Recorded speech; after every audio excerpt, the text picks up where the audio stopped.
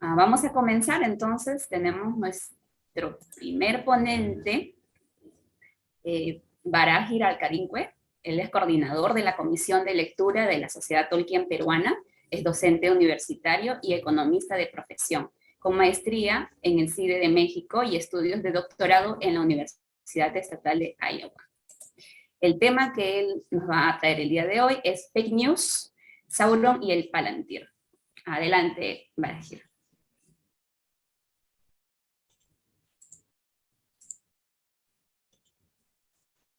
¿Cómo están todos? Tengan muy buenas tardes, espero que se encuentren muy bien. Bienvenidos a este evento de la tercera edición del Permut. Y bueno, yo quiero empezar agradeciéndoles a los organizadores de esta tercera edición, con la confianza de que va a ser nuevamente una edición exitosa en la cual podamos compartir distintas cosas sobre nuestra afición por el trabajo del profesor, ¿no?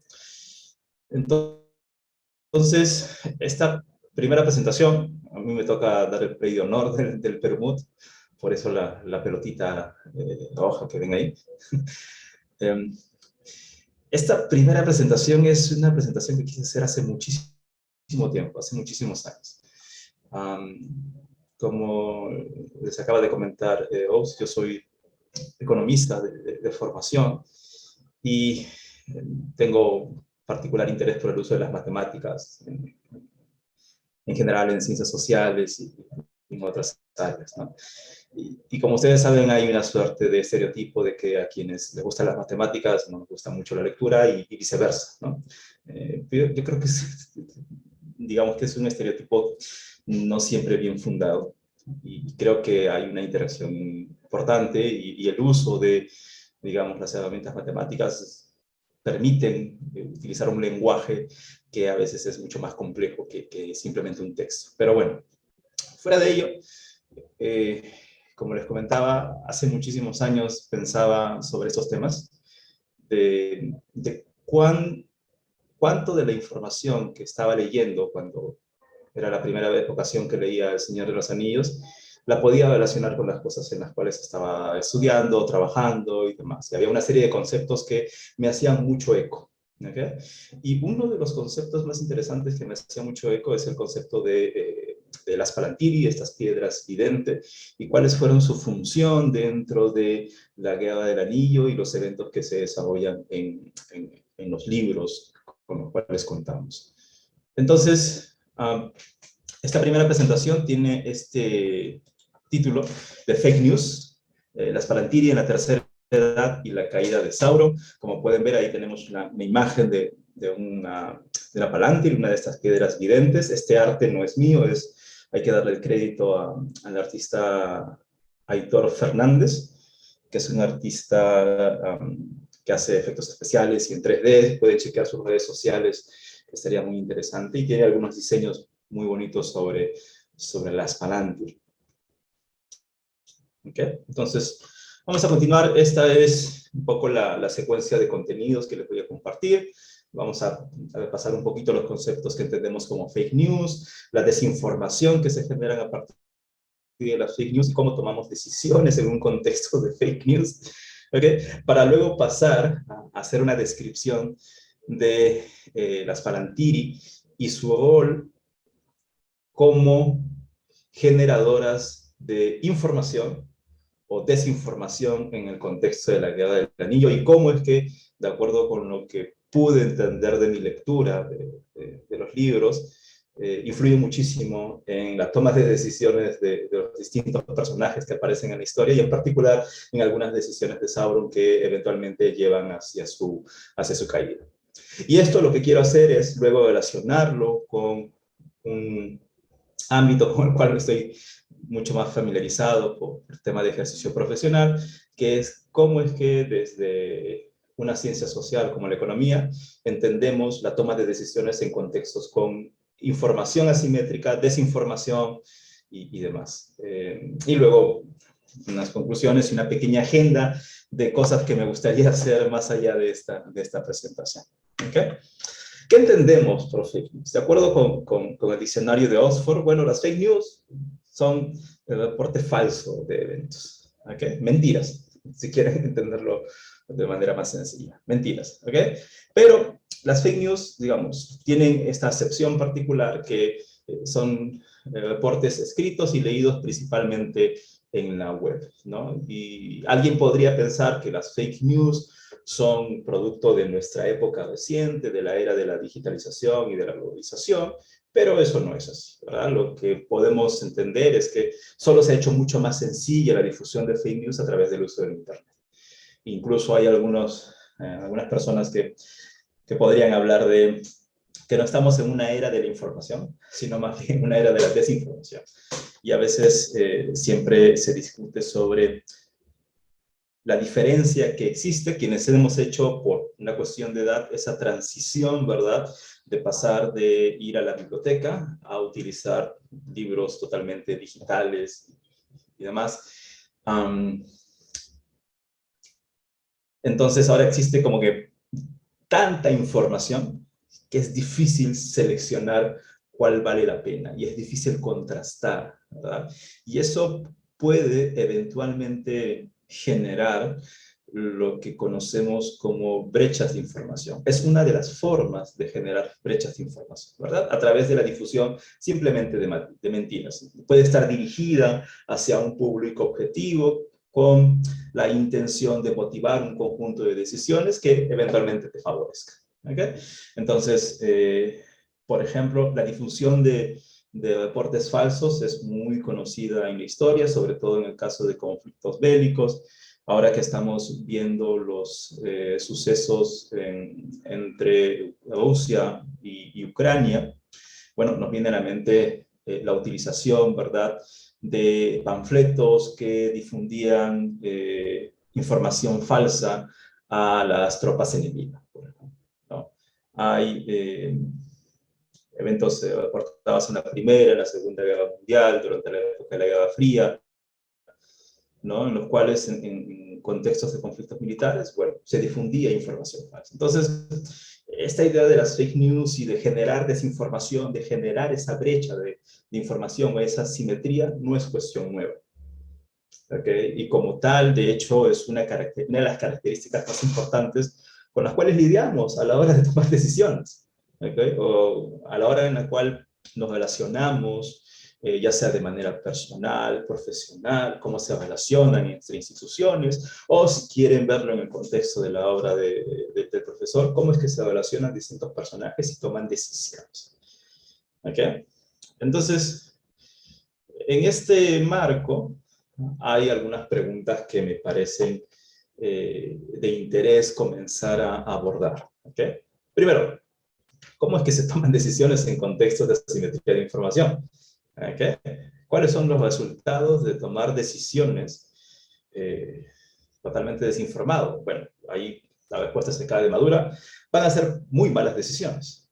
Van a ser decisiones que en la jerga económica se traducen como decisiones totalmente ineficientes en un sentido particular. Luego les voy a comentar, que es el sentido de Pareto. ¿Okay? Luego, bueno, si es que en contextos como estos las decisiones que tomamos no son eficientes, bueno, ¿cómo resolvemos ese problema? ¿No? ¿Qué mecanismos existen para resolver los problemas de las asimetrías de información? ¿Okay?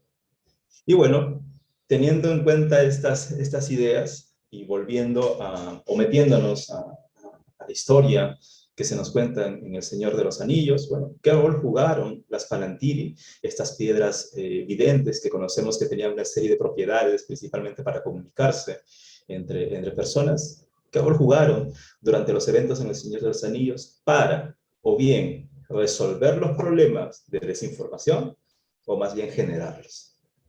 ¿Okay? Y bueno, lo que les puedo comentar es que desde la ciencia económica se han desarrollado muchísimas herramientas bastante interesantes, sobre todo a partir de la década de los 80, con la revolución que se conoce como la de la teoría de los juegos.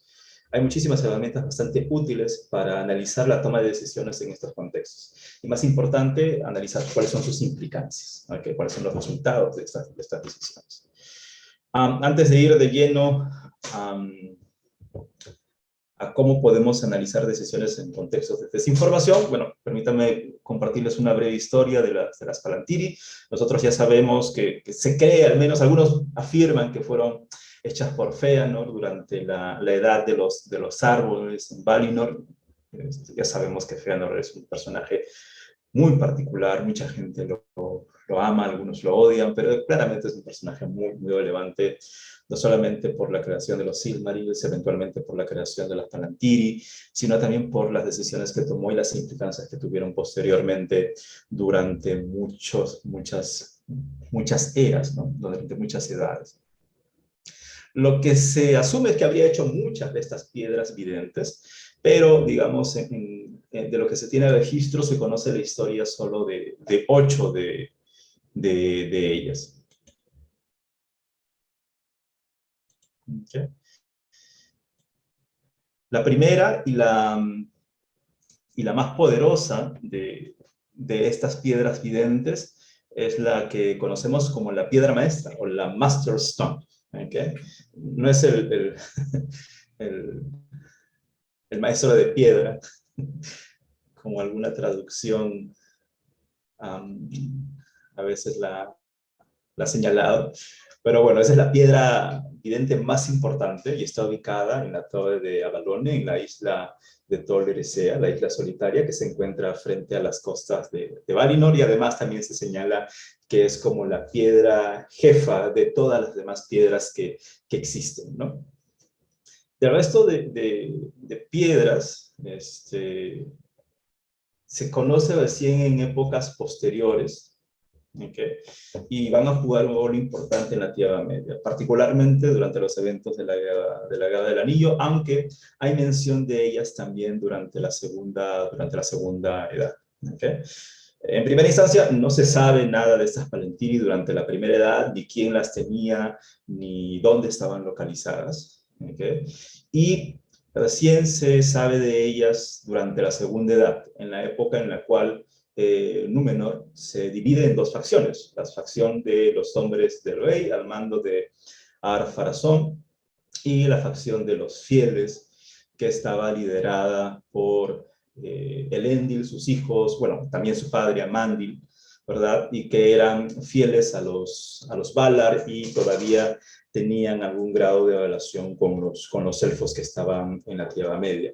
A diferencia de los hombres del rey, que ya sabemos habían sido seducidos por Sauron y ansiaban la inmortalidad de los elfos y deciden, ¿verdad? Tratar de ir hacia Valinor para capturar la inmortalidad que les ha sido dada a los elfos. ¿Okay? Ahora, los elfos de la Tierra Media, probablemente Gil-galad, ¿no? Le dan esos 7 Palantiris de los que se hace mención en la historia a Amandil, al padre de Elendil. Y cuando Númenor es destruida en 3319 de la Segunda Edad, Elendil y sus hijos sabemos que escapan hacia la Tierra Media y se llevan con ellos, además de las Palantiris, distintas otras reliquias, incluyendo también el árbol blanco, ¿no? que es luego posteriormente puesto en Gondor, bueno, en Minas Tirith o Minas Anor inicialmente, ¿no? Entonces, ya sabemos que cuando los hijos de Elendil, Anarion y Isildur, y Elendil mismo llegan a la Tierra Media, establecen los reinos de Arnor y de Gondor, al norte y al sur respectivamente, y lo que hacen es disponer de estas 7 piedras, de estas 7 Palantires, de forma estratégica. ¿Okay? 3 en la zona del Reino del Norte y 4 en Gondor. Antes de pasar a detallar más o menos qué pasa con cada una de estas piedras, me gustaría comentarles sobre cuáles son las propiedades de estas piedras, ¿no? El principal propósito de las Palantires claramente era la comunicación, ¿okay? Entre los poseedores de cada una de estas piedras, ¿no? Pero para ello, digamos, las piedras debían alinearse correctamente para poder comunicarse con otras, y además quien usase la Palantir también debía alinearse adecuadamente mirando hacia la ubicación donde estaba localizada la otra piedra con la cual quería comunicarse. ¿Cómo se comunicaban? Básicamente la persona que quería comunicarse enviaba sus pensamientos y en el otro punto la persona que usaba el Palantir escuchaba esos pensamientos en su mente, ¿no? Y esta es la referencia a un tipo de comunicación de carácter mental, si quieren, o psíquico, que se conoce como sangue, ¿no? Ese es el término en Cuenya para este tipo de comunicación. Pero además de este objetivo principal o propósito principal que tenían las Palantiri, también servían para otras cosas, ¿ok? También se podían observar personas y otros lugares de la Tierra Media, pero eso requería muchísima más capacidad, mayor determinación, mayor poder del que sea usuario de la piedra vidente. Las Palantiri no eran una panacea, tenían sus limitaciones. Sus principales limitaciones son dos. Una, que es la oscuridad. O sea, cuando estaba oscuro, obviamente la capacidad para observar lugares, personas en alguna parte de la Tierra Media, obviamente estaba limitada por la oscuridad. Y la segunda, que me parece bastante interesante, es que había una técnica, se conoce de una técnica que era el shrouding, que era una técnica para mantener las acciones en secreto de cualquier uso potencial de una Palantir, ¿no? Es decir, evitabas que cualquier potencial usuario pudiese observarte, pudiese saber de tus intenciones y demás. Claramente no se sabe cómo funciona la técnica, es totalmente un misterio perdido, así como otros tantos durante las primeras edades del Sol. Ahora sí, vamos a comentar algunas breves cosas sobre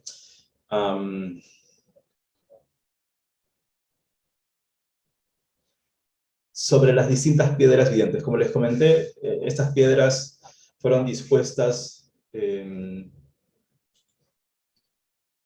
entre los reinos de Arnor y Gondor. 3 fueron dispuestas en el norte y 4 en el sur. La piedra de estas 7 piedras videntes, acuérdense que la principal, la más importante, estaba en la torre de Avalon, en Tol Eressëa. Entonces, permítanme un segundo.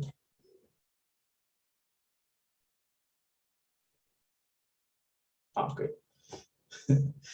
Ok, entonces, de estas piedras videntes, la principal, de estas 7 que estaban en la Tierra Media, ¿verdad?, que fueron llevadas desde Númenor hacia la Tierra Media por Elendil y sus hijos, la principal era la piedra vidente de Elendil, ¿ok?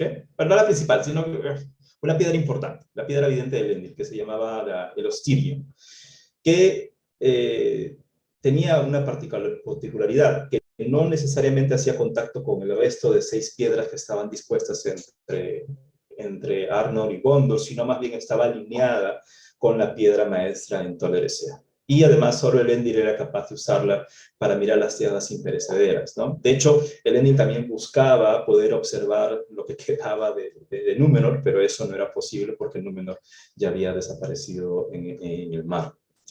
Luego de que Elendil muere, ya sabemos en los eventos de la Guerra de la Última Alianza, los elfos de Círdan son los que cuidan de ella posteriormente en la torre de Minberait, ¿no? Y de hecho, esta torre se convierte en un lugar de peregrinación para los elfos, que lo que hacían era poder tener un vistazo de Barda, ¿no?, que era quizás la Valar más amada por los elfos.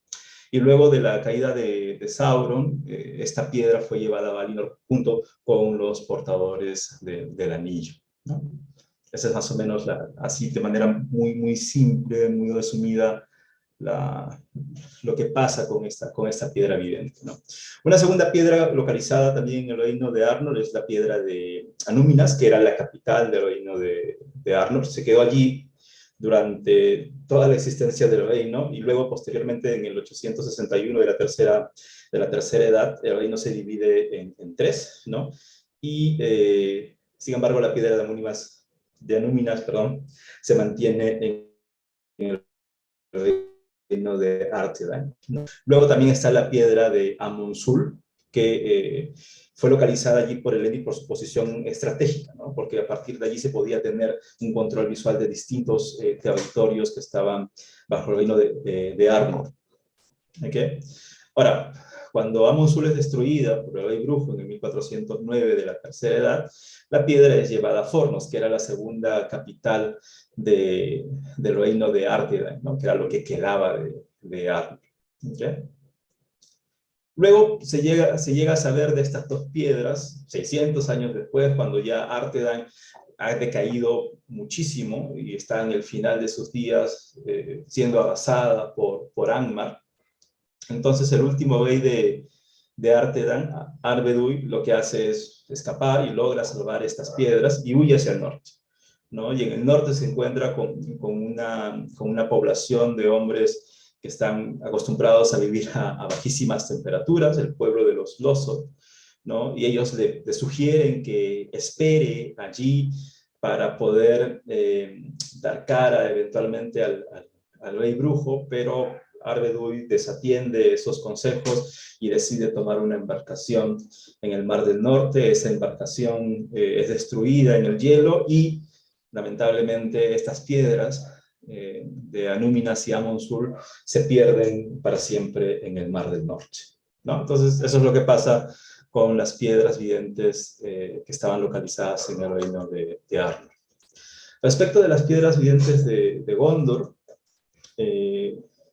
la piedra que quizás era la más importante era la piedra de Osgiliath. De hecho es la más grande que existió en la Tierra Media, y es la jefa, o era, digamos, estaba en un orden superior respecto de el resto de piedras que estaban localizadas en la Tierra Media. ¿Eso por qué? Porque tenía la habilidad de poder espiar a las otras, ¿no? Y de hecho es la primera en perderse durante una guerra civil que hubo en Gondor entre 1432 y 1447 de la Tercera Edad. Y durante los eventos de esta guerra civil en 1437, Osgiliath, que era la capital del reino, es quemada y la piedra también se pierde en el río Anduin, ¿no? La segunda piedra localizada en Gondor, a la cual también hay que hacer referencia, claramente es la piedra de Itil, que estaba ubicada en la ciudad de Isildur, que eran Minas Itil. ¿Okay? Pero en el 2020, de la Tercera Edad, esa ciudad es atacada y capturada por los Nalgûr, y ya sabemos que es transformada luego en Minas Morgul, ¿no? La torre de la hechicería. Y bueno, esta piedra vidente es llevada a Barad-dûr, donde precisamente Sauron le va a comenzar a dar uso, ¿no? Y la va a dar uso para influenciar de alguna u otra forma en Saruman y en Denethor, que es el Escal de Gondor. ¿Okay? Y no se sabe más de esta piedra en los eventos de la Guerra del Anillo, pero lo más probable es que haya sido destruida junto a Barad-dûr al final de la Guerra del Anillo. ¿Okay? Y otra de las piedras, la tercera, es la piedra de Anor, ¿no? Está localizada en Minas Tirith, que originalmente tuvo el nombre de Minas Anor. ¿Okay? Pero luego de que la línea de los reyes comenzara a decaer y terminar en el 2050 de la Tercera Edad, esta piedra comenzó a mantenerse en secreto por los senescales. No la usaron nunca, y no fue hasta que Denethor II, en este caso el Denethor que conocemos en los libros del Señor de los Anillos, comienza a darle uso una vez que asume como senescal de Gondor. ¿Okay? Y esto principalmente porque el reino ya estaba cayendo bajo la sombra de Gondor y había una amenaza importante de parte de Sauron. De hecho, Denethor comienza a hacer uso de esta piedra y logra comunicarse y enfrentarse a Sauron, ¿no? Cada uno dando una batalla mental con estas piedras videntes. Y Denethor es tan, pero tan fuerte que no es corrompido por Sauron. ¿ok? Pero sin embargo, el uso de la piedra vidente y esta interacción a través de estas batallas mentales con Sauron lo envejecen prematuramente y finalmente desespera ante el futuro que se le es presentado para Gondor y finalmente muere en una decisión que él toma de morir quemado, sosteniendo precisamente esta Palantir, ¿no? De Anor. Luego, sabemos que cuando alguien quería hacer uso de esta Palantir, lo único que se podía observar era un par de manos en llamas, ¿no? Y de manera que dejó de ser útil esta Palantir.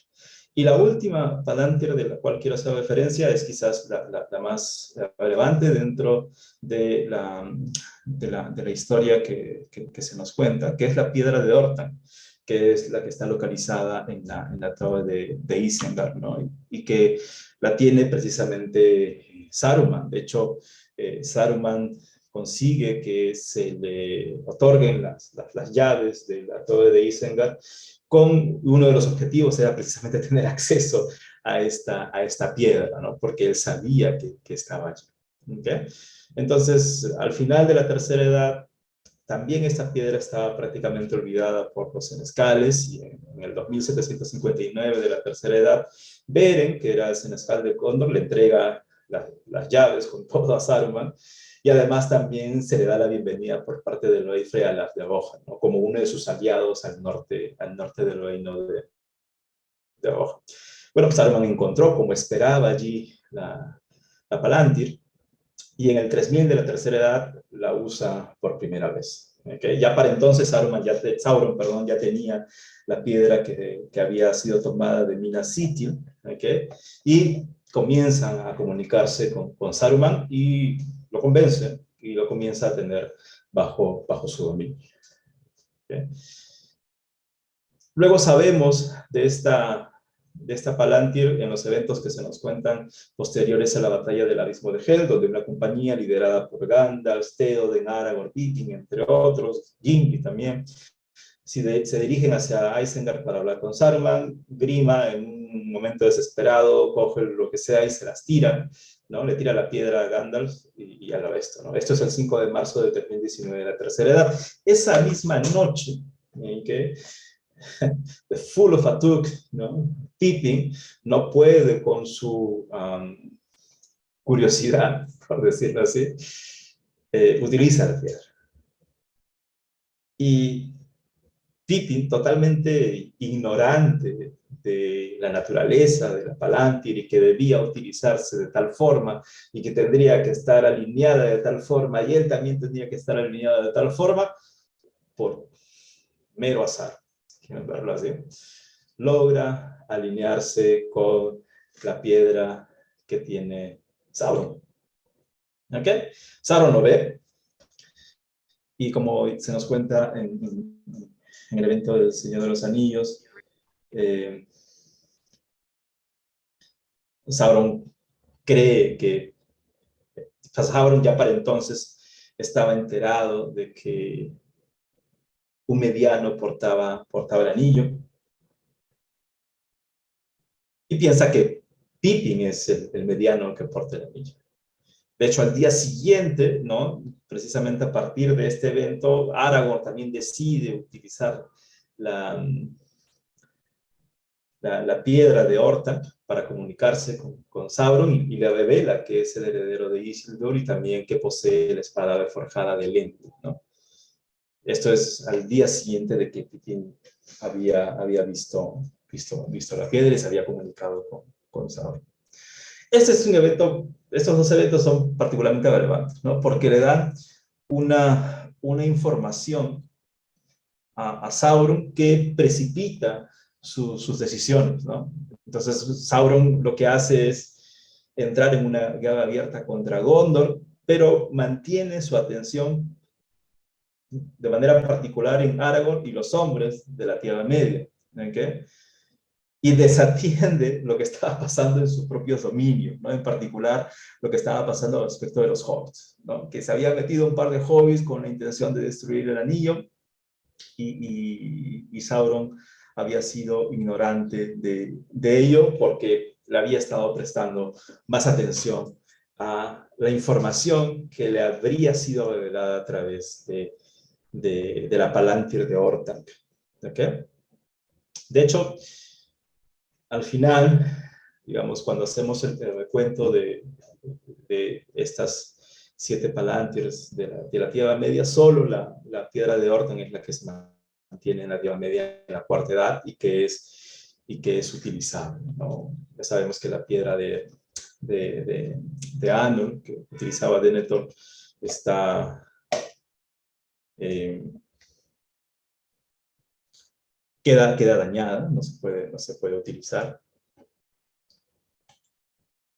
Y las otras o bien desaparecen, o bien, al menos la piedra de Elendil es llevada hacia Valinor, ¿no? ¿Okay? Entonces, la historia que se nos cuenta, esa es, digamos, de una manera súper resumida, nos muestra que tenemos un artefacto, si queremos llamarlo así, que son, o varios artefactos, que son estas Palantiri, que sirven como un mecanismo para comunicarse y para observar qué está pasando en otro lugar. Es un mecanismo para informarse. Sería el Internet, si quieres, de la Tierra Media. ¿Okay? Es un mecanismo para comunicarse, es un mecanismo para difundir información, para intercambiar información. ¿Okay? Y como tal, ese mecanismo bien se puede utilizar para resolver las asimetrías de información, es decir, si somos aliados, compartimos información que yo sé que va a servirte y de esa manera todos nos beneficiamos, ¿okay? O bien puede ser un mecanismo para desinformar y aprovecharme de eso, ¿no? Que es lo que hace eventualmente Sauron con Denethor, por ejemplo, ¿no?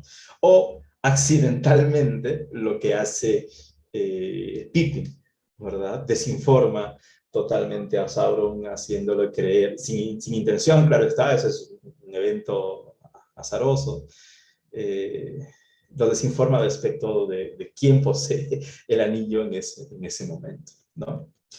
Entonces, yo cuando leía sobre estos temas, estaba en la universidad y nos comenzaban a enseñar en la universidad cómo analizar decisiones en contextos en los cuales no existe información que sea homogénea, sino información asimétrica. Algunas personas o instituciones tienen más información que otra y nos enseñaban a tratar de entender, primero, por qué se daba eso, ¿okay? Segundo, cuáles eran los problemas que eso generaba, cuáles eran las implicancias y cómo eventualmente se podía resolver, ¿no? Entonces, ahí es donde viene un poco de la discusión que quería compartir con ustedes, y es que en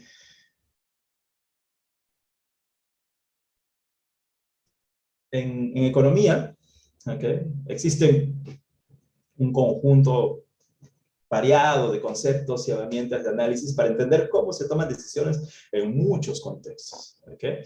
Y cuáles son sus implicancias en términos también de distintos resultados, ¿okay? Cuando hablamos de contextos, podemos estar hablando de contextos estáticos, es decir, donde se toman decisiones por una única vez y se acabó el tema, o contextos dinámicos, cuando las decisiones que tomamos ahora tienen implicancias en los resultados en el futuro, ¿verdad?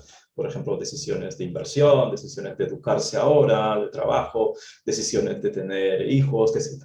¿Okay? Contextos determinísticos o estocásticos. Un contexto determinístico es un contexto en el cual sabemos con certidumbre, ¿okay?, cuáles son los resultados de nuestras decisiones. Eso es un contexto determinístico. A diferencia de un contexto estocástico, ¿okay?, o un contexto con incertidumbre en el cual no podemos garantizar al 100% que nuestra decisión nos va a llevar a un determinado resultado. ¿Okay? No hay certidumbre en ese sentido. Contextos de información completa, ¿okay?, donde la información fluye de manera normal y todos aquellos agentes o personajes o instituciones que estemos analizando tienen la información suficiente y necesaria para tomar decisiones y esa información es homogénea entre todos.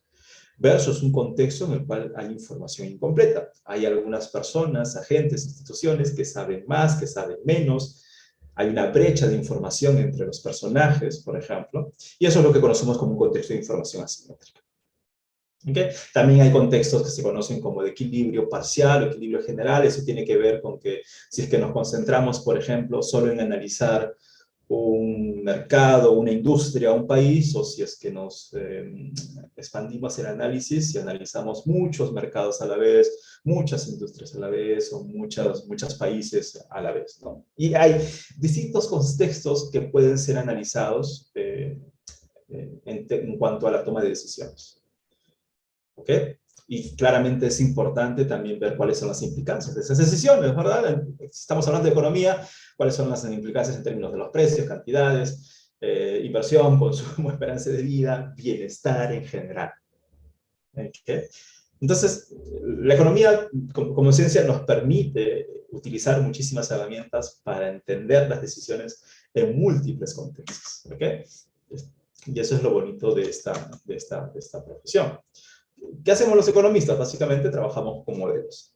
Desarrollamos modelos matemáticos que son simplificaciones, en algunos casos más extremas que otras, de la realidad, de cómo funcionan las cosas, que lo que hacen es tratar de capturar lo que conocemos como los fundamentos, ¿no? ¿Cuáles son las preferencias de la gente, de las instituciones, de los países? ¿Qué tipo de restricciones se enfrentan a la hora de tomar decisiones? ¿Con qué tipo de información cuentan a la hora de tomar decisiones? ¿Ok? Entonces, lo bonito es que... Y también, pero yo no he leído. Oye, ¿qué está tú? No, ¿qué está? Lo bonito también es que a partir de la utilización de algunos axiomas matemáticos, podemos representar conceptos que son eminentemente complejos a través de conceptos matemáticamente tratables. ¿Okay? Entonces, por ejemplo, podemos representar las preferencias de la gente, sus gustos, sus objetivos, ¿verdad? A través de funciones matemáticas, que se conocen como funciones de utilidad, que tienen que satisfacer, obviamente, ciertas propiedades para poder ser tratadas adecuadamente. Las restricciones que enfrentamos a la hora de tomar decisiones pueden estar, digamos, representadas como restricciones de tiempo, restricciones de recursos, restricciones de información, etc.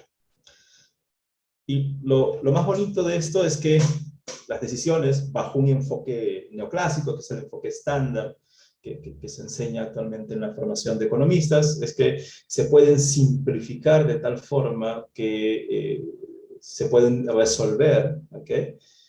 Los problemas de decisión se pueden resolver a través de problemas matemáticos de optimización. ¿Okay? Y no estoy seguro de cuál es la formación del auditorio ahora, pero básicamente se nos enseña a través de las matemáticas es cuál es, dado que tienes ese objetivo, ¿okay? Que está representado a través de tus funciones de utilidad y eso representa tus preferencias, y dado que tienes estas restricciones en términos de tiempo, recursos, información, ¿cuál es la mejor decisión que puedes tomar? ¿Okay? Y bueno, ese es un problema que todos, lo deseemos o no, enfrentamos todos los días. A ver, tengo este objetivo, pero ¿puedo hacer exactamente lo que quiero? No, mira, quiero irme de viaje, pero no tengo el suficiente presupuesto y tengo también esa responsabilidad y tengo esto y todavía no sé esto. Porque es decir, a la hora de tomar decisiones siempre enfrentamos este esquema. Tenemos un objetivo, pero también enfrentamos restricciones.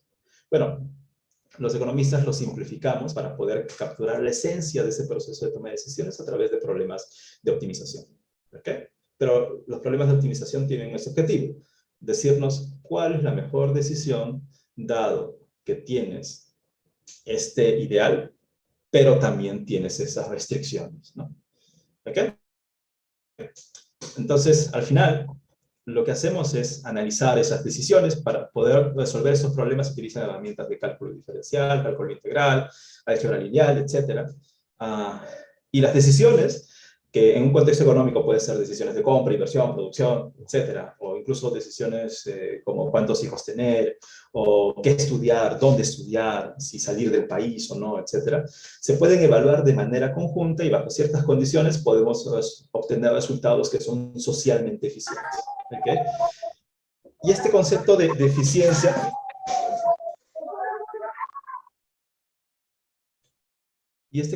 eficiencia, usualmente, no siempre, usualmente está referido a un concepto de eficiencia en el sentido de Pareto, que es, bajo una situación es eficiente si ya no es posible mejorar el bienestar, digamos, de alguna forma general, de todas las personas de manera conjunta.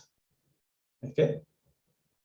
¿De acuerdo? Si para mejorar a alguien tenemos que afectar a otra persona, se supone que ya alcanzamos la eficiencia en el sentido de Pareto. ¿Okay? Ya no es posible mejorar a todos de manera conjunta. ¿Okay? Ahora, este concepto de eficiencia en el sentido de Pareto es un concepto bastante restringido, ¿no? Y no permite necesariamente capturar todas las particularidades que existen en la vida real. Por ejemplo, puede ser que una situación sea eficiente en el sentido de Pareto, pero no es equitativa, por ejemplo. La distribución es totalmente desigual, hay mucha desigualdad, pero es eficiente. ¿Okay? Y tiene esas particularidades. ¿Okay? Entonces, estas son de las cosas en las cuales nos metemos a veces los economistas. Ahora les voy a decir que digamos, tiene que ver con lo que estamos haciendo. Pero bueno, para que las decisiones individuales generen resultados que sean deseables, ¿okay? Tienen que darse ciertas condiciones. Y en economía se hablan de estas condiciones como que no existan fallas de mercado. Y ahí hay una lista de las principales fallas de mercado. Una de las fallas de mercado de las cuales se habla usualmente es la de información asimétrica. ¿Okay? Yo creo que es un enfoque equivocado hablar de fallas, se debería hablar de características. ¿Por qué? Porque la existencia de externalidades, bienes públicos, información asimétrica es inherente a la interacción humana, por ejemplo. Y además es un enfoque que creo que yo es equivocado porque cuando hablas de fallas, pues tú no estás tomando decisiones pensando en fallar, ¿no? Tú quieres que las cosas vayan bien. De manera que le asignas una baja probabilidad a que te equivoques. Nadie está pensando en tomar una decisión creyendo que se va a equivocar al 90%, ¿no? Uno toma una decisión, se prepara eventualmente y está con la esperanza de que las cosas vayan bien. Entonces, eso genera un problema, porque le damos una baja probabilidad a que las cosas fallen. Y cuando las cosas fallan, no estamos preparados. ¿Ok? Entonces, yo creo que esa es una discusión adicional, pero a mí no me gusta el término de fallas de mercado, sino que son más bien características. ¿Ok? A ver, permítanme.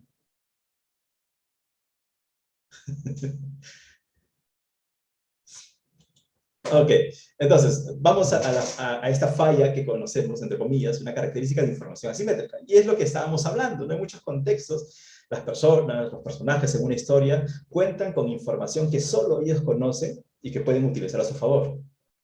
O simplemente no desean revelar. O eventualmente, si la revelan completa o desinforman a la persona, institución, etcétera, con la cual están interactuando. De manera que se genera un problema de brecha de información, un problema de información asimétrica.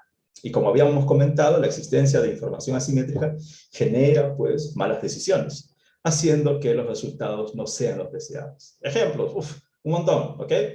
No filtras bien tienes una empresa y no filtras bien a la gente que quieres contratar, bueno, vas a tener problemas, vas a contratar personal inadecuado. Imagínate que no sabes que un candidato a la alcaldía de tu municipio, de tu ciudad o de tu región tiene antecedentes de corrupción y tú no sabías eso a la hora de votar. ¿Ok? O, como le pasa al pobre Sauro, es que piensas que tal persona es quien no es y eso precipita tus decisiones y hace que descuides lo que no deberías descuidar. ¿Ok? Entonces, y ahí la palantir de Ortan juega un papel importantísimo. ¿Por qué? Porque desinforma.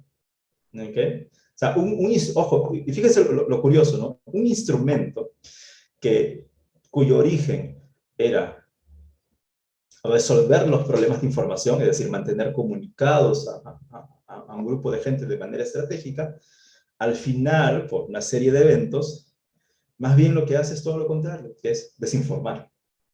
Ahora, obviamente en el contexto de la historia todos estamos contentos porque desinforma al enemigo, ¿no? ¿Ok? Pero eso no significa que no se pueda analizar utilizando este tipo de herramientas, ¿ok? Entonces, los problemas de información asimétrica se pueden analizar a través de distintas herramientas como la teoría de juegos o a través de la teoría de incentivos, utilizando principalmente modelos de agente principal, ¿ok?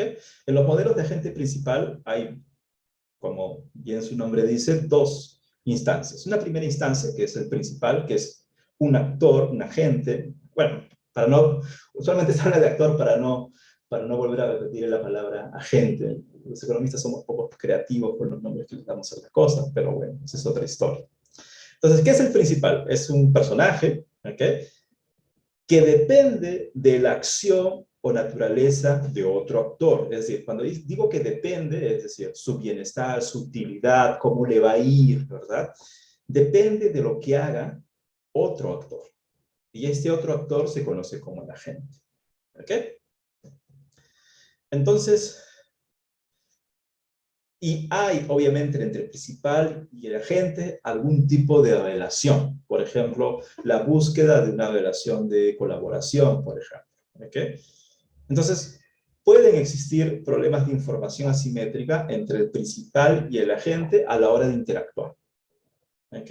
Y esto puede presentarse antes o después al establecimiento de un acuerdo, lo que en esta teoría de incentivos se conoce de manera muy, muy general como un contrato. ¿Ok? A veces se habla también de la teoría de contratos y demás. Entonces, dependiendo del tipo de asimetría de información, es posible encontrar dos problemas. Un primer problema es el problema de selección adversa, en el cual, por ejemplo, tienes un principal, pónganse en este caso, ¿no? Quieres contratar a alguien, ¿verdad? Pero obviamente los postulantes a una oferta laboral pueden tener la intención de esconder ciertas características, de esconder ciertos defectos, de esconder las malas referencias o malas experiencias que pudieron tener anteriormente. ¿Ok? Entonces ahí hay un problema de potencial selección adversa porque podrías estar seleccionando a alguien que no es adecuado para el trabajo. Es un problema de información asimétrica muy sencillo. El otro problema se puede dar después de llegar a un acuerdo, que es el problema de riesgo moral, que es un problema de acciones escondidas. Es decir, nuevamente con este ejemplo de que contratas eventualmente a alguien y si no tienes un mecanismo de supervisión, esa persona eventualmente podría estar llevando a cabo acciones distintas a las cuales,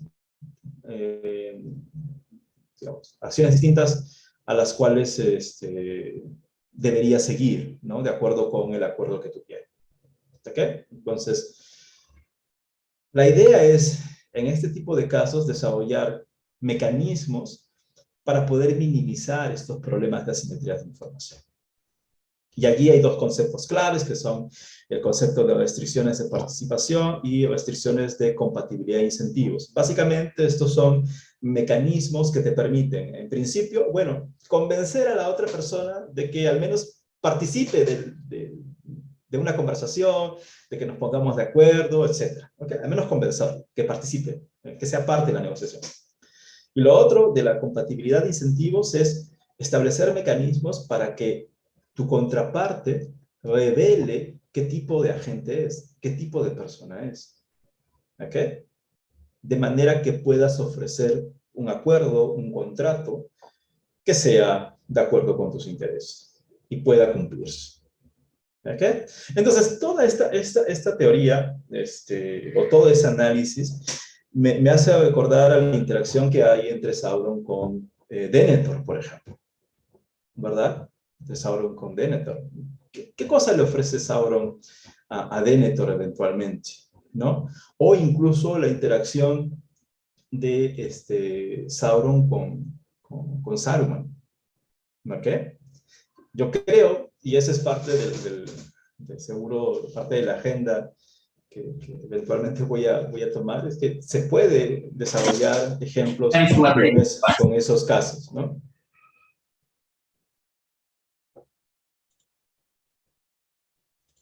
Sí, y finalmente, ya para culminar, hay otro cuerpo de análisis que podría ser útil para analizar las interacciones en las cuales hay información asimétrica dentro de la obra de Tolkien, ¿no? Que es la de los juegos bayesianos estáticos. ¿Okay?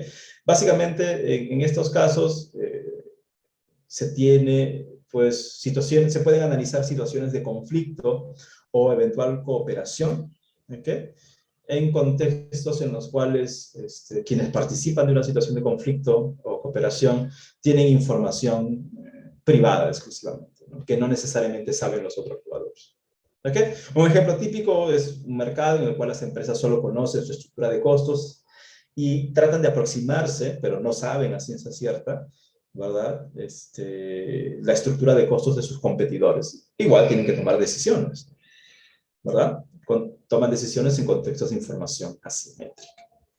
¿Okay? Estos son problemas de una naturaleza un poquito más compleja, pero hay herramientas que permiten analizarlos de manera más sencilla.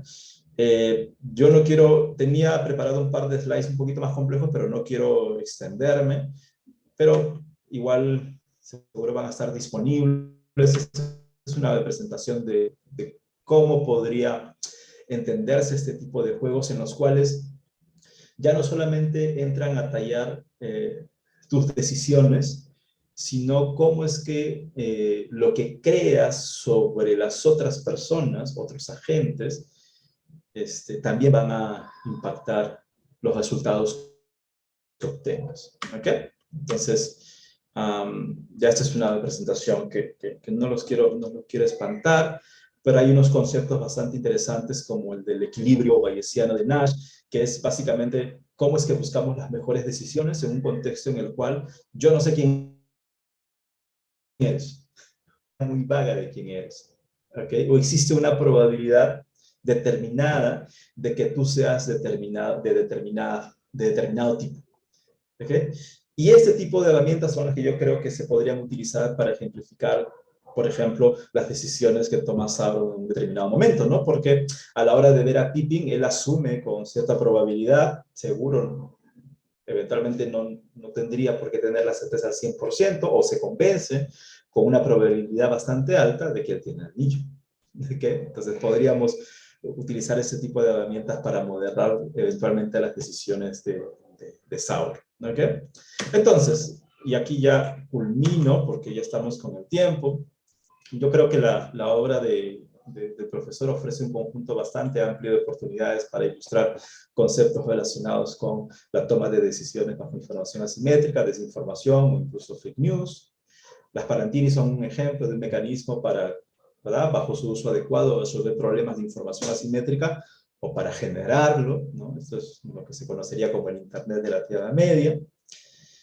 Y bueno, lo que comentaba, ¿no? Las decisiones bajo información asimétrica que se ilustran en El Señor de los Anillos pueden ser modeladas utilizando este tipo de herramientas, y tengo como agenda desarrollar estos ejemplos para mostrarlos en futuros eventos de la STP.